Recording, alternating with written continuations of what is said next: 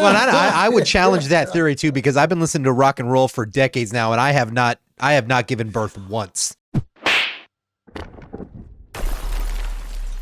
A lot's happened since yesterday! Ladies and gentlemen, welcome back to a brand new episode of A Lot's Happened Since Yesterday. My name, as always, and sometimes allegedly, is Cody Walker. My name is Ralph Busso, and today our guests are the boys from the new band, HoneySukle Moonshine. These guys are brand new, fresh out the box, but you got to hear it because it's really good. And so we're going to introduce it to you today, and we want you guys to check it out.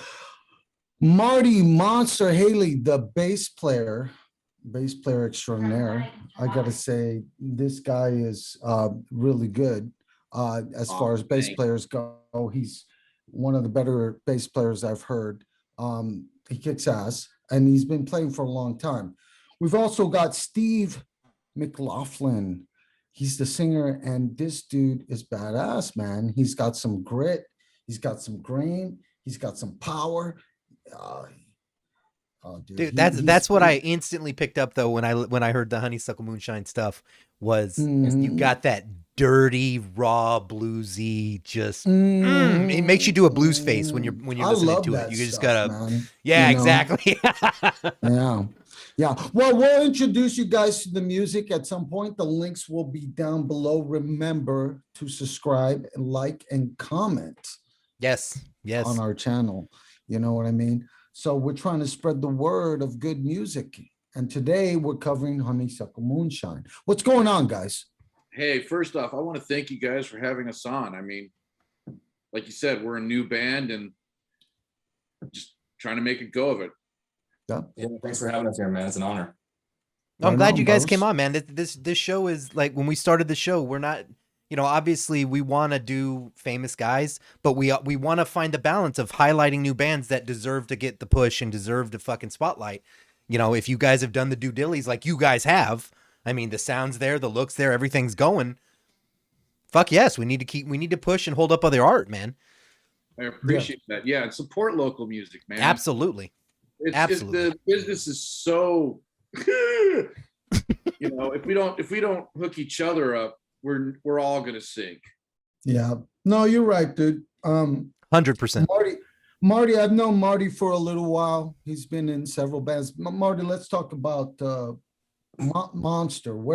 First of all, that's your nickname, Monster. Where did that come from? God's honest truth, my mom. Oh, really?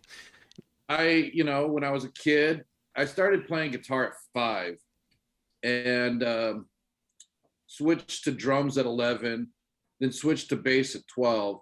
Oh, but I was, I was not your normal kid. I liked Kiss. I liked Frankenstein. I liked scary stuff. And, give me a 64 pack of crayons and a white wall and, stuff happens. And my friends would come over and be like, hey, can Marty play? And my mom would yell upstairs, hey, you little monster, get your ass down here. Your friends are here.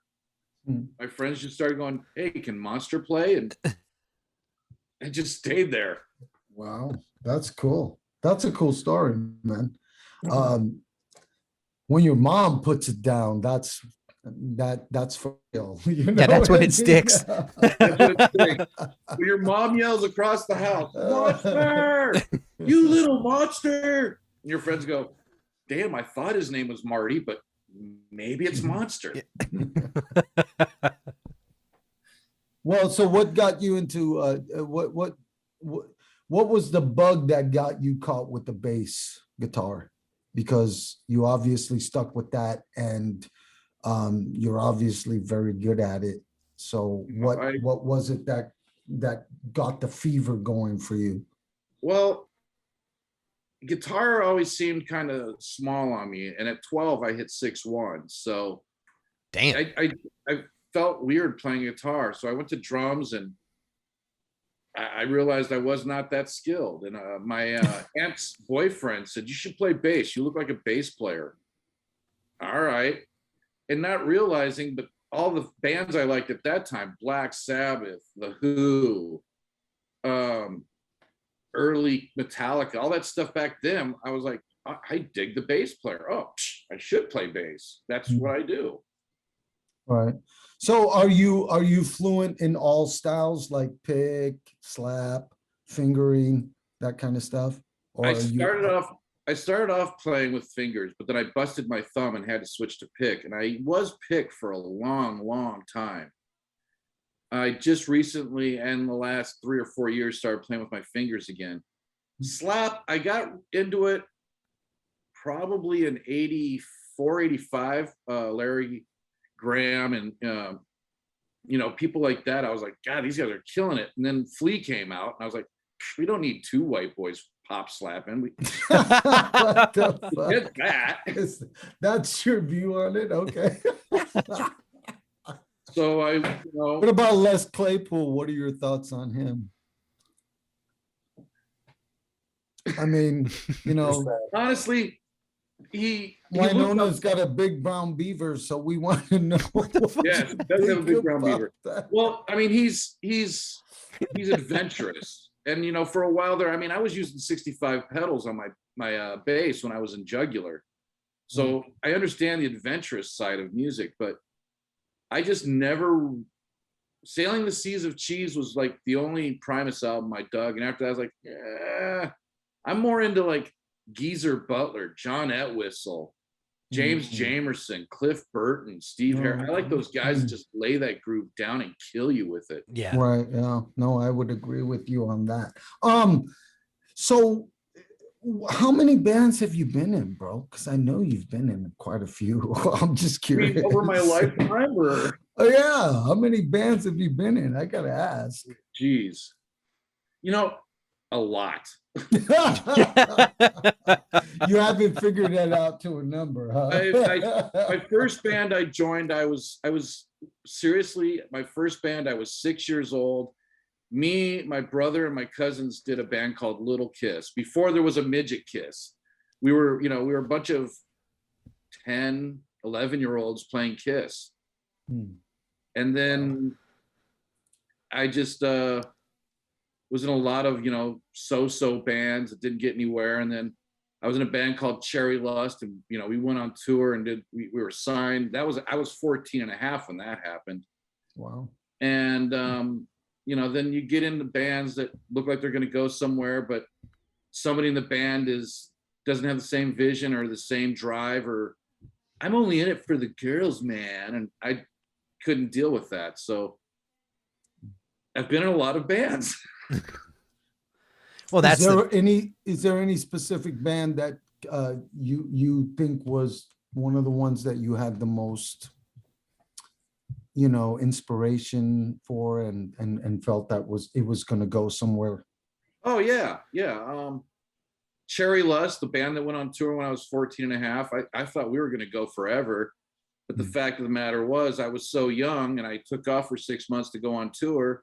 My mom didn't know that, and when I got back from tour, she was all mad and sent me to my dad's in California, because we were living in Michigan at the time. So that band broke up. And then Jugular had a really good stint, a really good, we did a lot of stuff that most people don't ever get to do. And it just got to the point where it was all on my shoulders, and everybody was looking to me for answers. And come on, this is a band. That means all of us, not just me, but all of us. And they didn't get it. So I just, and I got, I don't know if you remember, if we met during. I remember Jugular. Yeah. Yeah, I remember. I mean, I had band. the long black goatee and yellow hair and spikes and leather, and I was monster. Yeah. And, sometimes you go to a restaurant and people remind, you're a monster, and you're like, no, tonight I'm Marty and I'm with my wife, and you need to shut up. Yeah. Playing a role just wasn't fun anymore. Yeah. Oh, I get it. So in Jugular, Steve. were you playing like a whole different character? Like, were you going Kiss type shit where it's like, I'm not Gene Simmons, I'm Demon, or was it? No. It was definitely kind of a dual personality, but not far-fetched from the real me. Being Monster and Jugular, I got to be a little more of an asshole. if somebody said, excuse me, I go, I didn't smell it, fuck you. You know, and I'm not always that guy. So, you know, and with Jugular, we were a metal band. So if I wrote something pretty, or if I wrote something mellow, it didn't fit. And, Right. you know, the rest of the guys would be like, no, we're a metal band. And it was like, but I want to write this song. No, we're a metal band. Yeah. Yeah. No, I hear And you with on Honeysuckle that. Moonshine, the band that me and Steve are in now, anything we want to do happens. I mean, we just wrote a punk song, Oh, nice. and we're not a punk band. Well, it's got an interesting feel to it. Steve, what's up, brother? How are you, man? I'm good, dude. I wanted to talk to you about your background. I don't know much about you. I'm just meeting you for the first time, but I do know one thing. I like your vocals a lot. Hell And yeah. you guys got to check these guys out. This is good stuff, man. What inspires you? What's your main inspirations vocally? Oh man. First of all, thanks for having me on, man. It's a pleasure. And you know, it's cool what you guys are doing. I respect it, and I appreciate the hell out of it. Rock and roll is music in general is just you know, it's a source. It'll change your life, you know. Hell yeah. Sure. Thank you, brother. Inspirations. Man, I don't know. I think as early back as I can remember, I was always heavily influenced. My dad raised me on Marty Robbins, believe it or not. Oh, nice. And yeah, and so the dude was really great at telling stories. And then from there I kind of went into, you know, Elvis Presley, Johnny Cash, and then I never really knew that I could sing. In fact, I started out playing piano when I was about 4 or 5 years old, and I used to take my Hot Wheels and I would run them down the keys of this old upright piano, and I would chip off the keys. And my mom was pissed. She was like, "Hey, you know, you might as well learn how to play it." And I was like, "All right." So then started playing piano, and then I think vocally, probably about 14. I had been listening to a lot of Soundgarden and STP and Alice in Chains and Metallica, but I had a lot of influences because I had my dad always showed me stuff like weird stuff like Humble Pie and you know, Pink Floyd and of course, you know, the classics like Led Zeppelin, but then like weird shit like Strawberry Alarm Clock and you know, these real kind of quirky stuff. My mom was really into Michael Jackson, Phil Collins, Queen, Prince, and her favorite band was Heart, and I was Doug Hart because, you know, those chicks rock. Yeah. And then you know, I had two older brothers. One was into more of like, you know, Tool, Metallica, Motley Crue, and then the other was into more like Smashing Pumpkins, STP.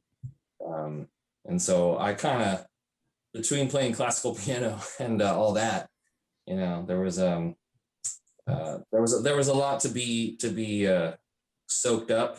Yeah. And I think the person who kind of did it for me, who inspired me, was probably either Chris Cornell or maybe Danzig, just because of how he evolved kind of as a singer, from going from like Misfits to like solo Danzig to like, you know, Evil Elvis. And we're actually going to see him in Ontario, so it'll be cool. But yeah, so I mean, I didn't really know that I could sing, but then you know, I got into AFI, Tiger Army, stuff like that, and I it always started just kind of doing, you know, silly impressions. And then I think when I was about 19, I got recruited for my first band, and yeah, that's so far that's been it. So there wasn't like an aha moment where you were like, you know what, I think I can be a singer. It was just more like, I think because the first, all right, it's not to sound, you know, silly, but the first band I was in, I kind of had a Jim Morrison thing where I would always face my drummer, and I was like scared to turn around because, you know, I was bartending, or I was doing something, running food or waiting tables, and this guy comes up to me in the kitchen one night. He goes, "Hey, we're starting a band, you know, looking for a singer." And I said, "Oh, cool, good luck." no, man, we want you to try out. And I was like, oh, all right. I'm not really a singer. And he was like, bullshit. I hear you singing in the kitchen every fucking night. And I was like, oh, sorry. Can I say that? Yeah, no, you're good. I've been a million times already. And so it's actually a running complaint for our show, so we kind of just ramp it up every once in a while. Just so you know, we don't give a fuck. So Yeah. go for F-bomb. We've got a song called that. I think that was the aha moment was there probably when I actually probably quit that band because I didn't like the way my voice sounded. And it's always an awkward thing, especially when you hear yourself like talking on camera or on recording. It's awkward. Yeah. And to me I was always able to hide behind the piano. And then I started playing drums when I was about 19, and so to me, I think maybe the aha moment was probably when I quit that band, or when I got kicked out of that band. But it was I don't know. It was a guy who I was working with came up to me and he said, "Hey man, I don't know why this guy kicked you out. We should start something." And I was like, kind of at like that, kind of fuck it moment in your life where you're just like 20, 21, 22, you're pissed off. And then it wasn't until I never really had a voice lesson, but it wasn't really till I really like gave it a shot to where it and put my ass into it. Then I kind of was like, hey, maybe there's something here. But singing's fun, man. It's a great way to get your shit out, So what's your approach as far as lyrics go? Obviously, when you're a singer, you have to come up with a melody line to go along with the music, unless you write the music and then you're already coming up with that melody line prior, which I do a lot. But I also work with Cody and other musicians, other guitar players, other bass players that come up with a piece, a riff. And so then I have to come up with a melody line that complements that riff. But I also have to consider the lyric content. What is your approach to that on both the melody line and the lyrical content? I don't know. Good question. I think first of all, it's gotta sound sexy, man. It's gotta sound like catchy. That's the first. Let's be real. Like if you want something to really, really hit, it's gotta have that level of provocativeness. Can we all agree on that? Oh yeah. It's you got to have that earworm where you just can't get it out of your head. Yeah, and especially in like rock and roll, I think that it's hard because there's a lot of possibility, like, and there's a lot of potential in when you're playing like rock and roll, like we do. But I think there's also you got to be careful because rock and roll is kind of it's kind of been categorized as like a risk nowadays, because it's not mainstream. What does that mean? Wait a minute. Let's go down that rabbit hole for a second. What does that mean exactly? Well, here's the thing: is rock and roll is, you've had so much shit about rock and roll over the fucking decades. Like it's dead. Rock is dead. Is that dead. What you mean? It's the devil's music. It's evil, or you can get pregnant listening to rock and roll. Yeah. not to mention that there's. I didn't hear that one, but okay. Well, I grew up with my great uncle was Bill Haley. That was my grandpa's brother. Oh, really? Wow. So that's how I got into guitar at 5. And it was amazing the stories he would tell me, oh yeah, they say you're gonna get pregnant if you listen to rock and roll. And I'm like, how? Oh, you're gonna go to hell if you listen to rock and roll. How? Man, some of the things they come up with, you got to say 12 Hail Marys and whatnot if you listen to rock and roll. And I'm like, okay, well, I guess I'm just gonna get pregnant and go to hell. Well, I would challenge that theory too, because I've been listening to rock and roll for decades now, and I have not given birth once. Right? Yeah. I mean, I'm not gonna lie. I'm in I've had a hell. couple good dumps, but no pregnancy. More so the I would say the when you're from the creative side, rock and roll is a risk because you run that risk of like, you know, ridicule because of people who have made themselves experts in music, specifically rock and roll. So they hear your shit, and you know the first thing they're gonna do is be like, sounds like so and so, or you hear that little thing right there, like they're almost like you're under the microscope a lot. Yeah, I think that's fair to say as well. 100%. And I think when you kind of hang your balls out there, you know, people are gonna chop at them. So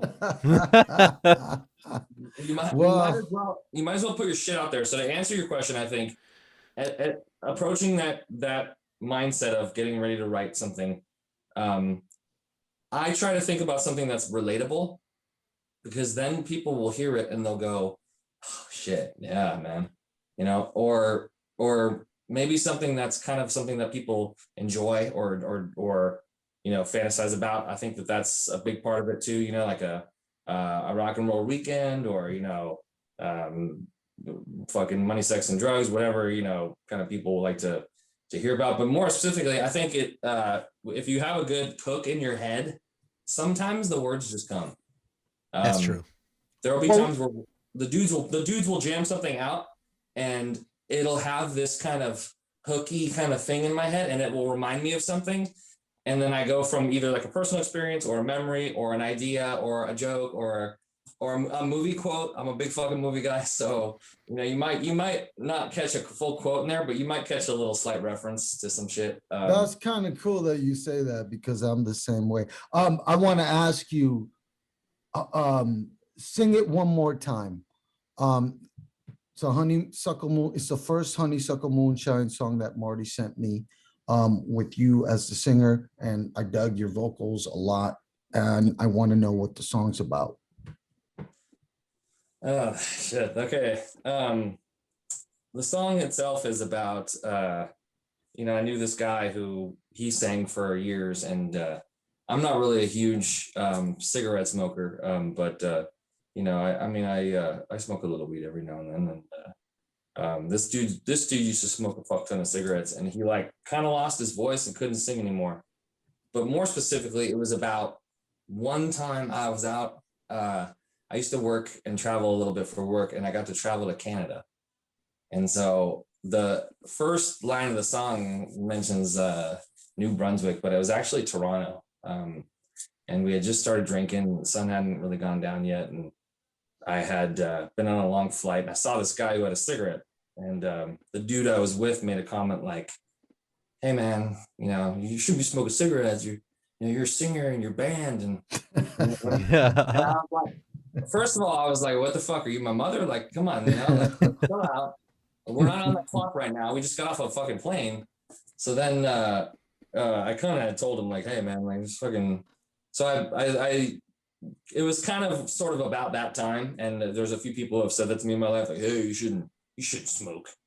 And it's like, dude, you should do a lot of things, motherfucker. So like, you know, it's kind of about that, and about working hard and getting paid little, you know, little for a lot, and you know, drinking and you know, missed opportunities, and you know, just a fun little lifey song, I guess.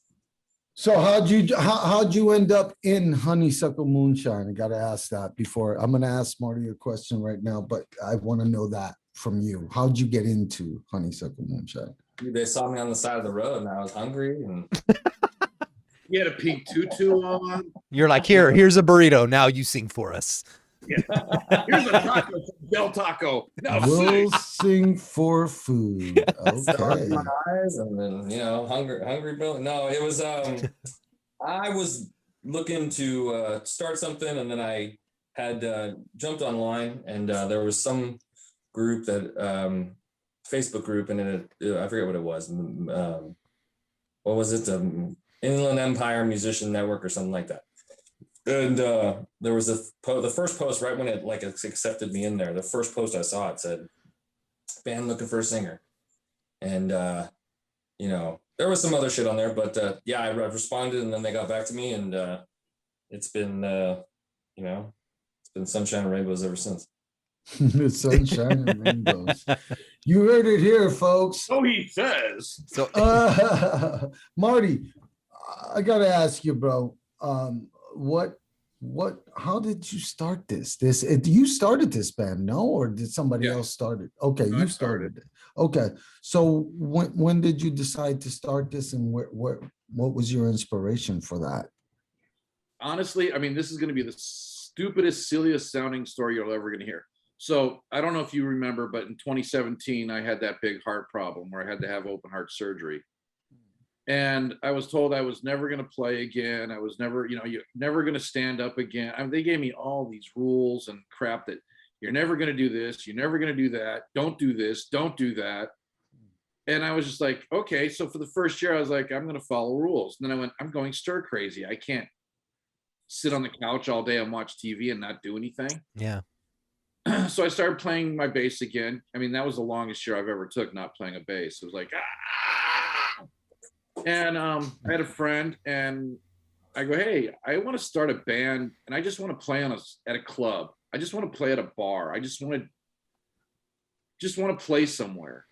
And he was like, all right, well, let's do that. And I wanted to call the band Honeysuckle Bullshit because I didn't think it would go anywhere. I mean, it was supposed to be just a joke. And the first lineup we had, we recorded some tunes, but they didn't sound right. They sounded overly polished, overly produced, it didn't sound like a real rock band. It just sounded like something that popped off the computer. So I called a friend of mine that I've known, 17 years now. His name's Jeff Weber. Jeff! And he's a Grammy Award-winning producer. And I sent him the track. I said, hey, how do we make this sound better? Not asking any other questions. I just want, his advice. Is there some plugin we should use or some stupid, coaxial cable or I don't know. I'm a bass player. I don't know the shit. So he comes back and he's like, wow, is this the new band you're playing with? I go, we're just writing stuff. We're just having fun. And he goes, let me record you. Damn. So then all of a sudden the band got serious and we had to change it from Honeysuckle Bullshit. And I was like, well, let's call it Honeysuckle Moonshine because that sounds greasy and nasty and sort of bluesy rock and roll. Yeah. So, and the next thing I know, we're in United Recording Studios in Hollywood recording with Jeff Weber. And we're like, oh, shit. And, you know how things are in bands. Things motivate and things move on. Yeah. Then, So looking forward, what's coming down the pipe for you guys? What are your plans? I mean, I know you guys have to have a strategy at this point. You're releasing good music. We wouldn't have you on this show if it wasn't good. So, what is the plan for the band to move honestly, forward? I mean, this is me. Steve can say something completely different and I'll agree with him. But the last band I was in, the last serious band I was in, everything was well thought out, well planned, well taken. I mean, it was very, very much a business. It was very much, we're going here, then we're doing this, and then we're going that way. And you're going to dress like this, and you're going to dress like that. And you're going to dress. I mean, it was very, very, very business, which was cool. But this band is very much, it's just, fuck it. If we're going to play, we've been told, don't play at this bar. No, we're going to play that bar. Stick to one style of music. Hey, if we want to write this song, we're going to write this song. Well, that guy doesn't look right in the band. Well, fuck you. He's in the band. Yeah. Well, that to me has always been one of the most frustrating things is when you have a song or a piece of art that you're working on and you believe in it. And they have every reason why you shouldn't be fucking doing it. Right. And Ralph and I have dealt with that in the past where we come up with a great song and they're like, yeah, that just doesn't fit our style. And it's like, well, aren't we playing it? Then it's our fucking style, is it not? Like, isn't that how it should be? Exactly. Hey, it doesn't really sound like you. Hey, we're playing it. It sounds like us. Yeah, exactly. What are your thoughts about two things? What are your thoughts about bands that that a lot of people will say, anyways, let's put it that way, sound too similar to another band? to where it's almost, what do they call it, Cody, when somebody rips you off? Plagiarism. Yeah, plagiarism. Thank you, Marty. And also, what are your thoughts about the current scene in the rock music business? What are your thoughts about how things are going for rock music? Because we talked about this slightly, Steve. You touched on it, where rock is a hard genre to get into, and a lot of people for a long time, including Gene Simmons and many other great artists, have said rock is dead. What are you guys' thoughts about those two things? I think if you're gonna be serious about rock, yeah, it's a risk. Like, you want to start a rock band, go fucking start a rock band. I think if you want to be like serious about it and you want to try to, not just like, for me, it's not about getting somewhere. It's just about fucking putting your shit out there.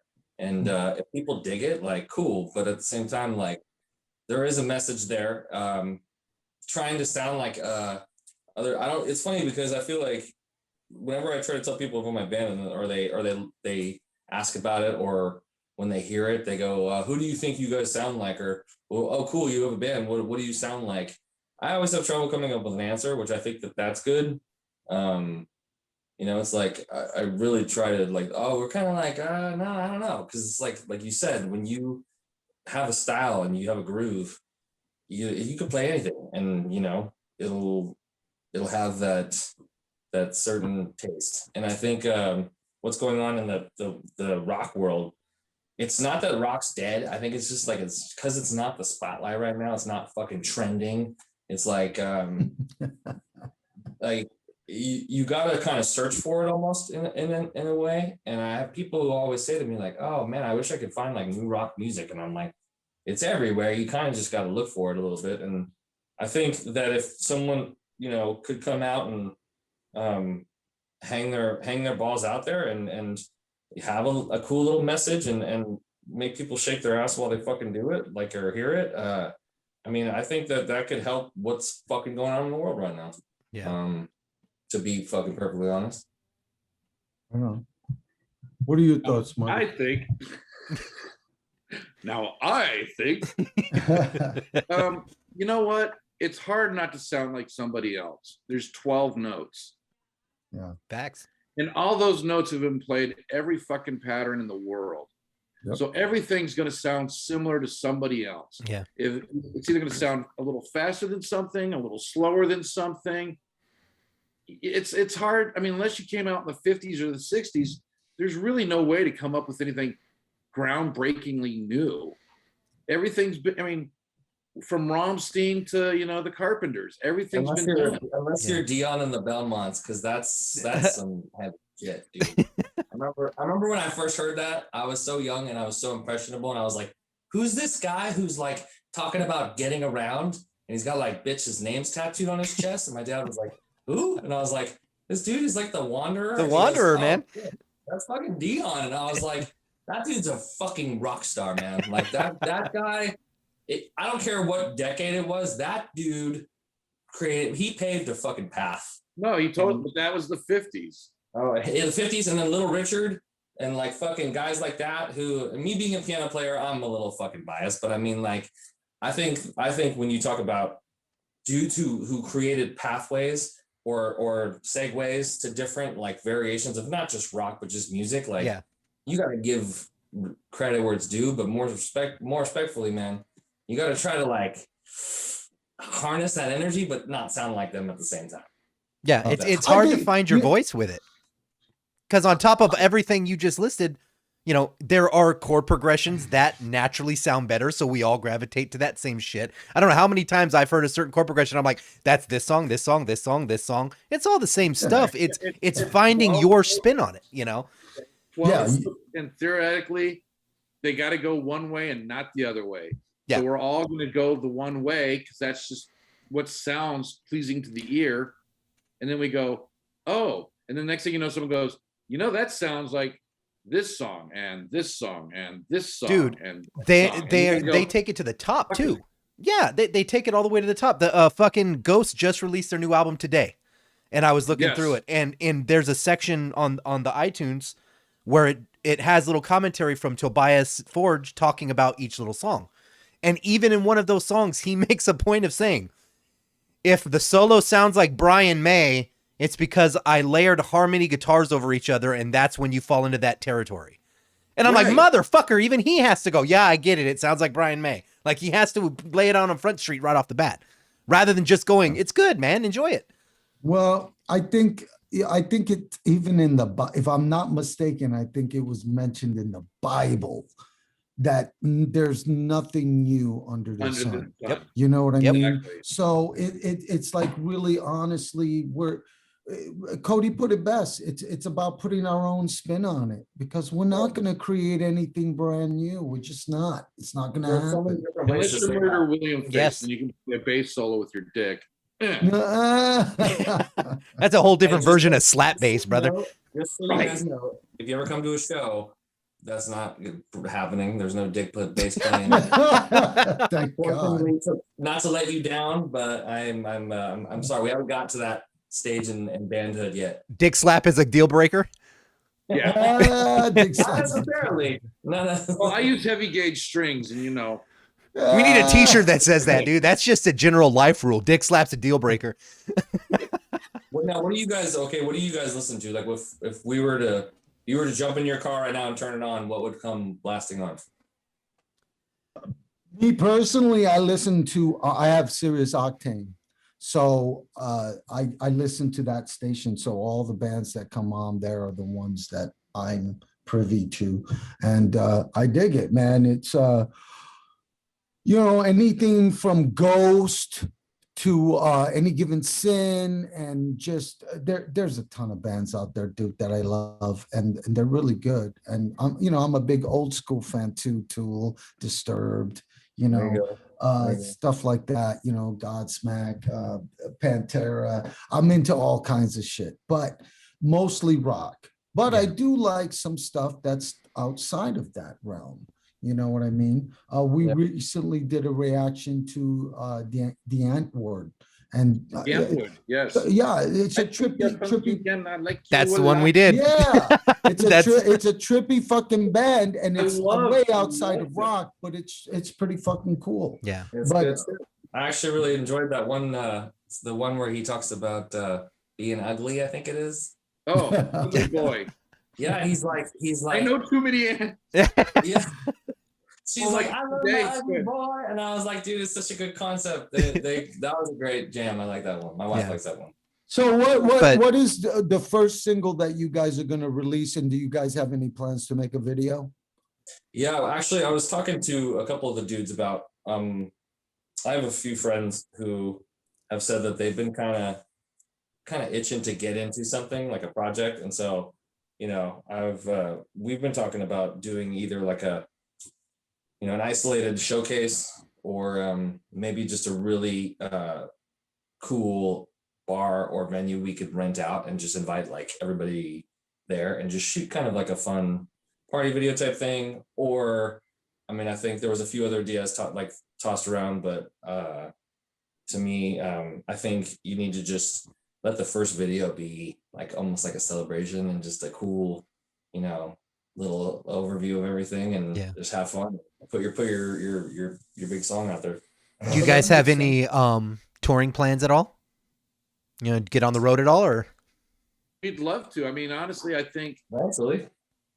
We're still. You got to remember, this band, especially with the two new members, this band hasn't been together more than 6 months, 7 months. Barely 6 months, yeah. Barely 6 months. The name has been around for maybe a year now. So, yeah, we'd love to tour. We'd love to, but on the same token, you got to let it happen. We can't force feed it. And I wanted to get on that subject about you asked it, Cody, if rock about the rock, or was it you, Ralph, about the rock is dead? Right.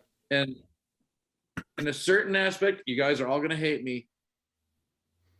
True rock and roll isn't dead, but it's dying because there's too much corporate theories and formulas and ways to take it. Yeah. And that's what people or the companies are calling rock, and that's what they're feeding people.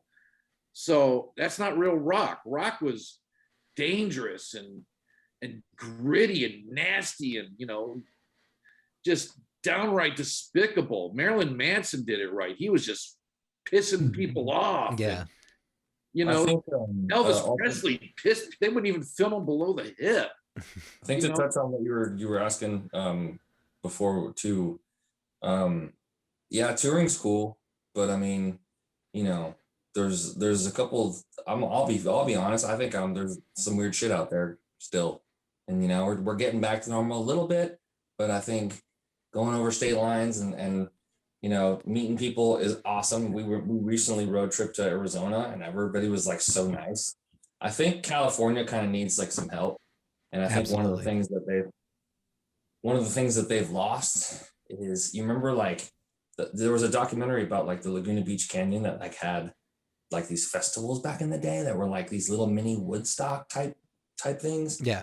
And I think that California needs to kind of bring that back. Like, yeah, it's super expensive to live here and it's like the weirdest place to live in the world, but like at the same time they've lost like that ability to just cut loose. I don't know if the last time you went to a concert in Southern California, but like people don't tear up anymore. They just like stand there with their phones, and it's like, you know, I think It's true. That's what rock and roll should be about. It should be able to let these people cut loose, you know, get, you know, floated, get fucking drunk, and get carried out by security. Like that's like part of the culture. And I think, you know, bands like us who are just trying to maybe bring back some of that culture. I mean, I don't think there's anything wrong with that, but I think it would be cool if people started hosting smaller, not like these giant music festivals, but like smaller, like more intimate, like kind of little festival things where you got rock bands together. You guys could do something like that because you guys have so many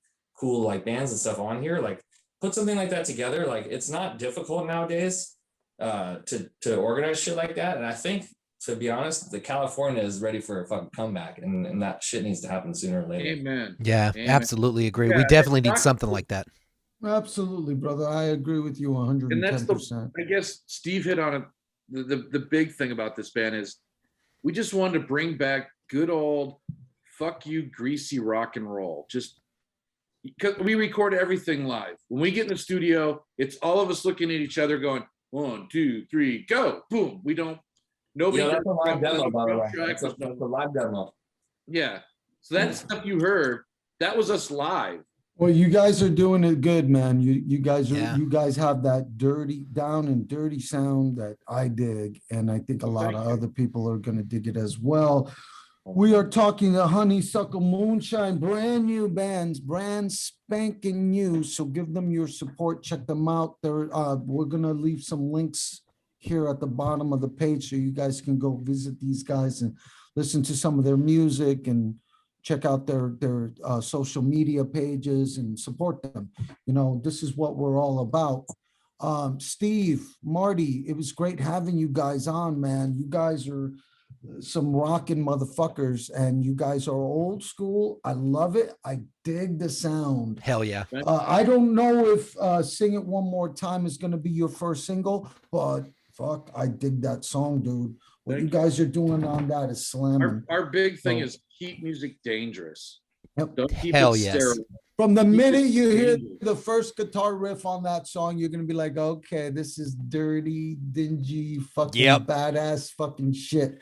You know what I mean? With the bluesy vocals and the grittiness, and it's just like fucking badass, guys. Thank you. Absolutely. I yes. gotta give you guys the horns up for that Thank you. shit. Absolutely. So check out Honeysuckle Moonshine, guys. We'll have links below. Guys, it was great talking to you guys. We gotta go. We got another show we gotta get ready for.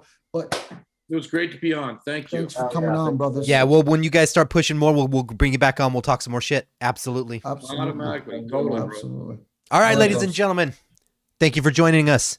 Make sure you go support Honeysuckle Moonshine. They're going to be bringing the fucking heat. I can feel it already. Until next time. Heard. They Until got next the time. monster. The They got monster. the monster with them. The fucking monster. Until next time. Take care of yourselves. Take care of each other. Be good humans. Always fucking forward. Peace.